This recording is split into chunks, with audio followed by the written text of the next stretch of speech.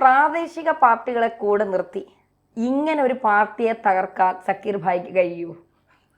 സത്യത്തിൽ രാഹുൽ ഗാന്ധി എന്ന് പറയുന്ന ഒരു മനുഷ്യനാണ് കോൺഗ്രസിന്റെ ഏറ്റവും വലിയ പതനത്തിന് കാരണമെന്ന് പറയാതിരിക്കാൻ കഴിയില്ല. ഇനി കോൺഗ്രസ് അനുഭാവികൾ തെറി വിളിച്ചുകൊണ്ട് വന്നാലും സാറില്ല, ചില സത്യങ്ങൾ പറയുമ്പോൾ മുഖമൊന്നും ചുളിച്ചിട്ട് കാര്യമില്ല. നയിക്കാൻ ഒരു നേതാവില്ലാത്തതാണ് കോൺഗ്രസിന്റെ ഏറ്റവും വലിയ പ്രശ്നം എന്ന് പറയുന്നത്. സോണിയാഗാന്ധിയുടെ വീട്ടിലെ കുശനിക്കാരനായ ഖാർഗെയെ പിടിച്ച് ദേശീയ അധ്യക്ഷനാക്കി എന്തെങ്കിലും ഒരു പ്രയോജനമുണ്ടോ? അവിടെ ഇരിയടാന്ന് പറയുമ്പോൾ അവിടെ ഇരിക്കണം, അവിടെ മുള്ളടാന്ന് പറയുമ്പോൾ അവിടെ മുള്ളണം, ഇവിടെ പോടാന്ന് പറയുമ്പോൾ ഇവിടെ പോകണം എന്ന് പറയുന്ന വേണുഗോപാലാണ് കോൺഗ്രസിൻ്റെ തന്ത്രങ്ങൾ മെനയുന്നത്. എന്ത് തന്ത്രമാണ് ഇങ്ങേരി മെനഞ്ഞുകൊണ്ടിരിക്കുന്നതെന്ന് എനിക്ക് മനസ്സിലാവുന്നില്ല. കേരളത്തിൽ അടുത്ത മുഖ്യമന്ത്രിയാകാൻ കുപ്പായമൊക്കെ തച്ചു വെച്ച് ഇങ്ങനെ റെഡിയായിരിക്കുകയാണ്. സത്യത്തിൽ രാഹുൽ ഗാന്ധിയുടെ പിടിപ്പുകേട് തന്നെയാണ് ഡൽഹിയിൽ കോൺഗ്രസിനെ തകർത്ത് തരിപ്പണമാക്കി മൊട്ടയിടിയിപ്പിച്ചത് എന്നുള്ളത്. ഇപ്പോൾ മൊട്ടയിട്ട് രാഹുൽ ഗാന്ധി പട്ടായയിലേക്ക് പോയിരിക്കുകയാണ് അവിടെ അടിച്ചു പൊളിക്കാൻ. തോൽവി ഇങ്ങനെ ആഘോഷിക്കുമെന്നാണ് ഞാൻ കേൾക്കുന്നത്. ജയം മാത്രമല്ല, അതിനും വേണം ഒരു ചങ്കുറപ്പ്, തോൽവി ആഘോഷിക്കാനും. ലാലേട്ടൻ പറഞ്ഞത് കേട്ടിട്ടില്ലേ? അതെ, ഓരോ തോൽവികളും നമ്മൾ ആഘോഷിക്കുന്ന പോലെ അതാണ് അദ്ദേഹം ആഘോഷിച്ചുകൊണ്ടിരിക്കുന്നത്. എന്തായാലും പിന്നെ ഈ പാർലമെന്റിൽ പഴയ പ്രധാനമന്ത്രിയുടെ മകനെ തന്തയ്ക്കൊക്കെ വിളിച്ച ആളാണ് ഖാർഗെ. ആ ഗാംഭീര്യവും BJPയെ തള്ളക്കി വിളിക്കാൻ കാണിക്കുന്ന ആ ഒരു പ്രതിഷേധമൊക്കെ ജയിക്കാൻ എന്തെങ്കിലുമൊക്കെ ഒന്ന് രണ്ടെണ്ണം കാണിച്ച് ഒരു സീറ്റെങ്കിലും മുട്ട കിട്ടാതെ രക്ഷപ്പെട്ടു പോയേനെ എന്നുള്ളതാണ്. ഇത്തവണ എന്തായാലും EVM മിഷനെ കുറ്റം പറഞ്ഞിട്ടില്ല കേട്ടോ. ഇത്തവണ ജയിപ്പിച്ചത് തന്നെയാണ് ജനങ്ങൾ. EVM മിഷനെയൊക്കെ വെറുതെ വിട്ടു. എന്താണ് രാഹുലിനും കോൺഗ്രസിനും സംഭവിച്ചുകൊണ്ടിരിക്കുന്നത്? യഥാർത്ഥത്തിൽ കോൺഗ്രസിൻ്റെ ഒരു അവസ്ഥ പരിതാപകരമാണ് എന്ന് പറയാതിരിക്കാൻ കഴിയില്ല. ഏറ്റവും ഫലപ്രദമായി ഒരു സർക്കാരിനെതിരെ, ഒരു ഭരണകൂടത്തിനെതിരെ അവരുടെ ന്യൂനതകൾ ചൂണ്ടിക്കാണിച്ചുകൊണ്ട് അവരെ തന്നെ തിരുത്തുക എന്നുള്ളതാണ് ആര് ചെയ്യേണ്ടത്? ഒരു ഭരണകൂടം എന്നുള്ള, ഒരു പ്രതിപക്ഷം എന്നുള്ള നിലയിൽ ഏത് പ്രതിപക്ഷമായാലും അവർ ചെയ്യേണ്ടത്. പക്ഷേ അതൊന്നുമല്ല ഇവർ ചെയ്തുകൊണ്ടിരിക്കുന്നത്. ഒരു രാജ്യത്തിൻ്റെ മാറുന്ന രാഷ്ട്രീയ കാലാവസ്ഥയ്ക്ക് അനുസൃതമായി ചിന്തിക്കാനും അതോടൊപ്പം തന്നെ ഭരണകൂടത്തിൻ്റെ തെറ്റുകൾ ചൂണ്ടിക്കാണിക്കാനുമാണ് ആര് ശ്രമിക്കേണ്ടത്? ഈ കോൺഗ്രസ് ആയാലും പ്രതിപക്ഷങ്ങളായാലും ശ്രമിക്കേണ്ടത്. പക്ഷെ ഇവിടെ എന്താ കാര്യം? ഇവർ അമിതമായ നരേന്ദ്രമോദി വിരുദ്ധത കാണിക്കുന്നു. അതുപോലെ തന്നെ നായിക്ക് 40 വട്ടം വർഗീയത വർഗീയത വർഗീയത എന്ന് പറഞ്ഞുകൊണ്ടിരിക്കുന്നു. ഇവർ വർഗീയത എന്ന് പറഞ്ഞുകൊണ്ടിരിക്കുമ്പോൾ നരേന്ദ്രമോദിയും BJPയും ഡൽഹിയിലെ ഗ്രാമങ്ങളിലും ചേരിപ്രദേശങ്ങളിലും നഗരങ്ങളിലും ചെന്നുകൊണ്ട് പാവപ്പെട്ടവരുടെ പ്രശ്നങ്ങൾ പറയുന്നു. ഇവിടെ ആരാ വർഗീയത പറഞ്ഞത്? ഈ ഇപ്രാവശ്യം ധന്യ ശ്രദ്ധിച്ചോ എന്ന് എനിക്കറിയില്ല. ഒരു വർഗീയതയോ അല്ലെങ്കിൽ ഒരു വർഗീയത എന്ന് ഇവർ ഉദ്ദേശിക്കുന്നത് ഹിന്ദുത്വവുമായി ബന്ധപ്പെട്ട ഹിന്ദുത്വത്തിൻ്റെ കാര്യങ്ങൾ പറയുന്നതാണ് ഈ വർഗീയത എന്ന് പറയുന്നത്. അത് ഇസ്ലാമിസ്റ്റുകളായ ആൾക്കാർ അല്ലെങ്കിൽ PFI പോലുള്ള സംഘടനകൾ, സുഡാപ്പികളൊക്കെ പറയുമ്പോൾ അത് അവരുടെ അവകാശമാണ്, അത് അവിടെ നിൽക്കാം. ഇപ്പം സ്ലം ഏരിയകളിൽ, അതായത് ചേരി ഏരിയകളിൽ പോയിട്ട് നരേന്ദ്രമോദിയും അതുപോലെ തന്നെ BJPയും ഒക്കെ സംസാരിച്ചത് നിങ്ങൾക്ക് ഇത്രയും കാലമായിട്ട് വീട് കിട്ടിയോ? വീട് കിട്ടിയിട്ടില്ല. 2014 മുതലാണ് മോദി ഗവൺമെൻറ് അധികാരത്തിൽ വന്നത്. ഞങ്ങൾക്ക് കൃത്യമായി ഇടപെടാനുള്ളൊരു സ്പേസ് ഇല്ല. അതുകൊണ്ട് തന്നെ ഇവിടെ ഭരിച്ച കോൺഗ്രസും ആം ആദ്മി പാർട്ടിയും ഇത്രയും കാലം ഭരിച്ചിട്ടും നിങ്ങൾക്ക് വീട് തരാൻ കഴിഞ്ഞിട്ടില്ല.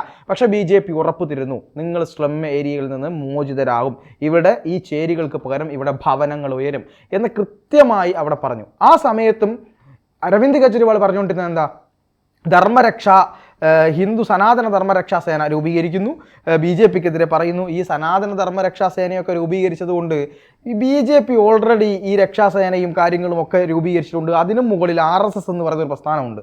അവിടെ കയറിയിട്ട് ഒരു യഥാർത്ഥത്തിൽ ഹൈന്ദവിയർക്ക് വേണ്ടി ചിന്തിക്കുന്ന ആളുകൾ ആയിട്ടുള്ള BJP ഉള്ളപ്പോൾ ആ കടയിൽ കയറി ഒരു വ്യാജ ഉൽപ്പന്നം വിറ്റ് കഴിഞ്ഞാൽ അവിടെ പോകുമോ?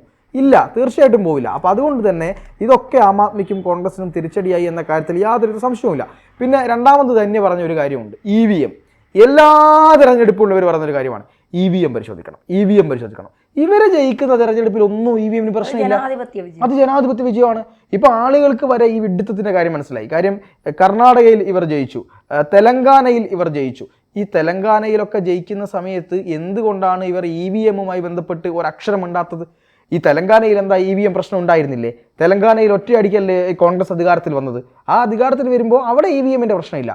ഇപ്പം രാഹുൽ ഗാന്ധിക്കും പ്രിയങ്ക ഗാന്ധിക്കും ആപ്പിനും മനസ്സിലായി EVMനെ കുറ്റം പറഞ്ഞിട്ട് കാര്യമില്ല എന്നുള്ളത്. അതുകൊണ്ട് അവർ പറഞ്ഞു യഥാർത്ഥത്തിൽ ഡൽഹിയിലെ ജനവിധി അംഗീകരിക്കുന്നു, ഡൽഹിയിലേതൊരു യഥാർത്ഥ ജനവിധിയാണ്. പ്രിയങ്ക ഗാന്ധി എന്താ പറഞ്ഞത്? പ്രിയങ്ക ഗാന്ധി പറഞ്ഞത് ഇത് ഒരു മാറ്റത്തിന് വേണ്ടിയുള്ള ജനവിധിയാണ്, മാറ്റം ആഗ്രഹിക്കുന്നു ഡൽഹിയിലെ ജനങ്ങൾ എന്ന് അവർ കൃത്യമായിട്ട് പറഞ്ഞു. പക്ഷേ ധന്യ മനസ്സിലാക്കാത്തൊരു കാര്യമുണ്ട്. ആം ആദ്മി പാർട്ടിയും കോൺഗ്രസും ഒന്നും EVM കുറ്റം ഇപ്പോൾ പറയാതിരിക്കുന്നുണ്ടെങ്കിലും കുറ്റം പറയുന്നൊരു വിഭാഗമുണ്ട്. ആരാന്നറിയോ? കേരളത്തിലെ സുഡാപ്പികൾ. ഇവര് എല്ലാ പോസ്റ്റിന്റെയും ചാനൽ വാർത്തകളുടെ അടിയിൽ വന്നിട്ട് കരഞ്ഞുകൊണ്ടിരിക്കുക, EVM നിരോധിക്കണം എന്ന് പറഞ്ഞുകൊണ്ട് കരച്ചിലാണ്. ഇലക്ഷൻ കമ്മീഷൻ ഒരു കാര്യം പറഞ്ഞു, ശരി നിങ്ങൾക്ക് EVM തട്ടിപ്പാണ് എന്ന് നിങ്ങൾ പറയുന്നുണ്ടെങ്കിൽ ഞങ്ങൾ EVM നിങ്ങളുടെ മുന്നിലേക്ക് വെക്കാം, നിങ്ങൾക്ക് സമയം തരാം. ഈ സമയത്തിനിടയിൽ നിങ്ങൾ ലോകത്തിൻ്റെ ഏത് ഭാഗത്തുള്ള സെക്യൂരിറ്റി വിദഗ്ധനെയും സൈബർ സെക്യൂരിറ്റി വിദഗ്ധനെയും ഹാക്കർമാരെയും എത്തിക്കൽ ഹാക്കർമാരെയും ഒക്കെ നിങ്ങൾ കൊണ്ടുവരൂ, നിങ്ങൾ ഇതൊന്ന് ഹാക്ക് ചെയ്ത് കാണിച്ചു തരൂ.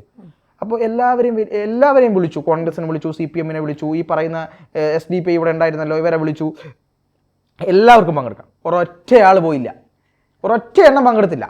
എന്നിട്ട് ഇവിടെ പോയിട്ട് പറഞ്ഞു എന്താണ് EVM ഹാക്കിംഗ്. സുപ്രീം കോടതി പലതവണ കേസുകൾ പരിഗണിച്ചു, പല റിപ്പോർട്ടുകൾ തേടി അവസാനം സുപ്രീം കോടതി ചീഫ് ജസ്റ്റിസ് അന്തിമമായി തീർപ്പാക്കി ഈ കാര്യത്തിൽ ഇനി ഹർജി കൊണ്ടുവരരുത് എന്ന് പറഞ്ഞു. ഇവർക്ക് എന്നാലും EVM ഹാക്കിംഗ് നിലവിളിയാണ്. നമ്മുടെ വാർത്തയുടെ അടിയിൽ വന്നിട്ട് ഒരു അബ്ദുൽ ഹമീദോ ഇങ്ങനെ നിരന്തരം പറഞ്ഞുകൊണ്ടിരിക്കുന്നത് EVM ഹാക്കിംഗ് ഇതേ അങ്ങനെയൊക്കെ പറയാനുള്ളൂ. EVM ഹാക്കിംഗ് എന്ന് പറഞ്ഞുകൊണ്ട് ഇപ്പോൾ EVM ഹാക്കിങ്ങിൻ്റെ പേര് പറഞ്ഞ് യഥാർത്ഥ ജനവിധിയെ അട്ടിമറിക്കുന്ന രീതിയിലേക്ക് കാര്യങ്ങളെ കൊണ്ടുവന്നെത്തിക്കുക. ഇവിടെ ആളുകൾക്ക് തകർന്നുകൊണ്ടിരിക്കുന്ന സുഡാപ്പികൾ, കരഞ്ഞുകൊണ്ടിരിക്കുന്ന സുഡാപ്പികൾക്ക് അല്പ ആശ്വാസം കൊടുക്കുക എന്ന പണിയാണ് ഇവർ ചെയ്തുകൊണ്ടിരിക്കുന്നത്. എന്ത് തന്നെയായാലും നേരത്തെ തന്നെ പറഞ്ഞതുപോലെ കോൺഗ്രസിൻ്റെ ഒരു ഭാവി എന്ന് പറയുന്നത് അവർ വളരെയധികം ഗൗരവത്തോടെ ചിന്തിക്കേണ്ടതുണ്ട്. കേരളത്തിലെയോ അല്ലെങ്കിൽ കർണാടകയിലെയോ തെലങ്കാനയിലെയോ ഒരു സംസ്ഥാന ഭരണത്തിൻ്റെ കാര്യം മാത്രമല്ല ഇതൊരു ദേശീയ ഭരണത്തിൻ്റെ കാര്യമാണ്. അതിനനുസരിച്ച് നയം രൂപീകരിക്കാൻ അവർക്ക് കഴിയുന്നുണ്ടോ? അവരുടെ സംഘടനാ പ്രശ്നങ്ങൾ എന്താണ്? അവരാരെയാണ് മുന്നിൽ നിർത്തിയിരിക്കുന്നത്? ഇവർ പറയുന്ന കാര്യങ്ങളിൽ എന്തെങ്കിലും കാര്യമുണ്ടോ? സനാതന ധർമ്മവുമായി ബന്ധപ്പെട്ട കാര്യങ്ങളിൽ ഖർഗെ പറഞ്ഞ ചില വാക്കുകളുണ്ട്. കുംഭമേളയിൽ പോയി മുങ്ങിയിട്ട് എന്താ കാര്യം എന്ന്. ഈ കുംഭമേളയിൽ പോയിട്ട് മുങ്ങിയിട്ട് കാര്യം ഖർഗെ ചോദിക്കേണ്ടത് ആദ്യം ആരോടാ? DK ശിവകുമാറിനോടാ. DK ശിവകുമാർ പോയിട്ട് മുങ്ങിയിട്ട് അമ്മയെ ദേവി മഹാദേവ എന്നൊക്കെ വിളിച്ചുകൊണ്ട് പോസ്റ്റ് ഇട്ടിട്ടുണ്ട്. ചോദിക്കാൻ വരുന്നില്ലേ? പോയിട്ട് മുങ്ങിയിട്ട് എന്താ ഈ കാര്യം അത് ചോദിക്കത്തില്ല. ഈ ഖർഗെ എന്ന് പറയുന്ന ആളെ പാവ പ്രസിഡന്റ് ആക്കി മാറ്റി നിർത്തിക്കൊണ്ട് അങ്ങേരെ എന്തെങ്കിലും വിഡിത്തം വിളിച്ചു പറയും. എന്നിട്ട് അപ്പൊ തന്നെ സോണിയാഗാന്ധി കയറി പറയും. അങ്ങേരിക്കും വലിയ വിലയൊന്നുമില്ല. കാരണം സോണിയാഗാന്ധി അടുത്ത് ഖാർഗെ ഇരുന്നപ്പോ രാഹുൽ ഗാന്ധി വന്നപ്പോൾ സീറ്റ് മാറി എണീച്ച് പോകുന്ന ഒരു ദൃശ്യമൊക്കെ സോഷ്യൽ മീഡിയയിൽ വൈറലായിരുന്നു. ഖാർഗെയെ സംബന്ധിച്ചും ഖാർഗെ ഒന്നും അല്ല. സോണിയാഗാന്ധിയെ സംബന്ധിച്ച് അവർക്ക് പ്രായാധിക്യമായി, നയിക്കാനുള്ള കഴിവൊന്നും അവർക്കില്ല. 65 വയസ്സായാലും ഭാവി പ്രധാനമന്ത്രി യുവത്വവുമാണ് രാഹുൽ ഗാന്ധി. എന്ത് മണ്ണാങ്കട്ടയിലാണ് ഇങ്ങനെ ഇത് വെച്ച് ആദ്യം ഈ സ്ഥാനങ്ങളും ഈ ഒരു എന്താ പറയുക ഈ വലിയ ഉത്തരവാദിത്വം കൊടുക്കുന്നതും ഇത്തരം പേരുകൾ നൽകിക്കൊണ്ടുള്ള ഈ വലിയ ഇമേജ് കൊടുക്കുന്നതൊക്കെ നിർത്തിയിട്ട് രാഹുൽ ഗാന്ധി താഴേക്ക് ഇറങ്ങി വന്ന് സാധാരണ പ്രവർത്തകനായിട്ട് പ്രവർത്തിച്ചു തുടങ്ങണം. അല്ലെങ്കിൽ ഈ കുടുംബ വാഴ്ച തീർക്കുക, ഈ നെഹ്റു കുടുംബത്തിൻ്റെ കുടുംബ വാഴ്ച തീർക്കുക എന്നുള്ളതാണ്. എന്നിട്ട് കഴിവും ശക്തിയും ജനങ്ങളെ സ്വാധീനിക്കാനും കഴിവുള്ള യുവത്വങ്ങളുണ്ട്.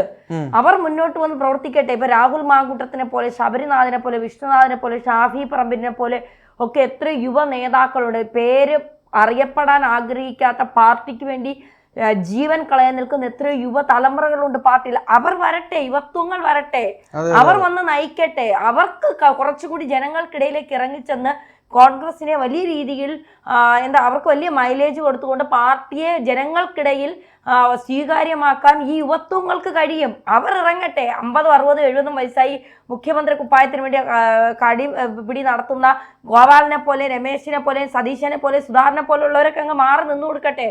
രാഹുൽ ഗാന്ധി മാറട്ടെ, പ്രിയങ്ക ഗാന്ധി മാറട്ടെ. ഇവരൊക്കെ മാറി നിന്നിട്ട് യുവാക്കൾക്ക് അവസരം കൊടുക്കും. അവർ വന്ന് പാർട്ടിയെ വളർത്തട്ടെ.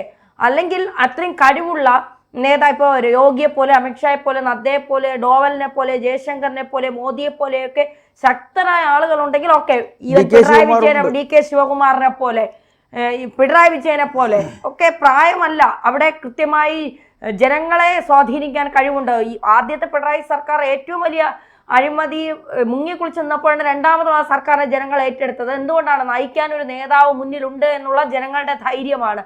അതുപോലെ കോൺഗ്രസിലായിരിക്കുന്നു. അത്തരം ആളുകൾ വരട്ടെ, അവർക്ക് അവസരം കൊടുക്കൂ. പക്ഷെ ഒരു കാര്യമുണ്ട്, ഇതൊക്കെ ശരിയാണെങ്കിലും ഇതൊക്കെ നടക്കണമെങ്കിൽ ഈ പുതിയ ആളുകളെയൊക്കെ വിളിക്കുമെന്ന് തന്നെ പറഞ്ഞല്ലോ. പക്ഷെ അത് കേട്ടിട്ട് ഒരാൾ പറയുന്നുണ്ട്, അത് കേൾക്കണം ഞാൻ അന്തയിക്കണം. ആരായിരിക്കുമെന്ന് നിങ്ങൾ ആലോചിച്ചാൽ മനസ്സിലായി.